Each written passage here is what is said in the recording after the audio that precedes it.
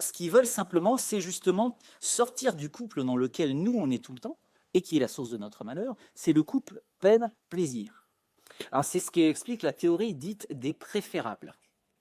Alors, la théorie des préférables, c'est que certaines choses sont évidemment préférables à d'autres, et le stoïcien, évidemment, préfère être en bonne santé qu'être malade. Mais ce n'est pas essentiel au bonheur.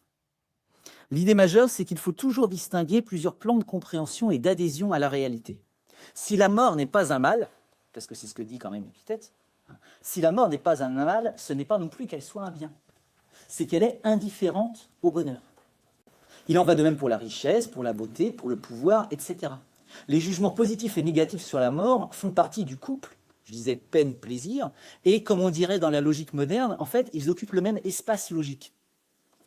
Ainsi, dans le cas de la croyance, par exemple, en la malignité de la mort, nous pouvons passer, au cours de notre vie, de la tristesse de se savoir mortel et de la peur de mourir, qui sont donc des peines, à la joie de ne pas être encore mort, qui est un plaisir, voire à l'espérance d'être immortel, comme avec la religion ou avec les transhumanistes, qui est donc là un plaisir, mais un plaisir vain, puisque il est sans doute illusoire en grande partie.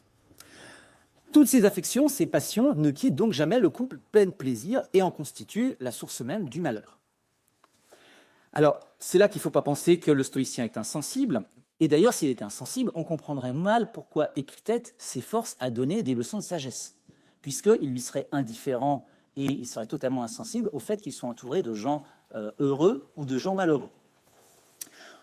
L'idée, c'est que, évidemment, pour Épictète, comme pour tout le monde, il n'a pas de pouvoir magique, il est préférable de vivre en compagnie de gens qui ne souffrent pas et qui ne passent pas leur temps à se plaindre, que de vivre avec de tels gens. C'est préférable. Et c'est pour ça qu'il donne tous ces conseils. De même, le stoïcien ne s'empêchera pas de vivre ni d'apprécier le monde, et il fera toujours cela avec une conscience globale des choses qui lui fait percevoir le caractère relatif de la valeur de ce qui est. Citation qui explique bien ça, il dit « Que me demandes-tu ? Si la mort est préférable à la vie sans doute. Si la peine est préférable au plaisir, le plaisir, je l'affirme. Le caractère préférable de ce qui est agréable n'est absolument pas nié. À la vie ou au plaisir, le sage ne sacrifiera donc jamais, évidemment, son contraire.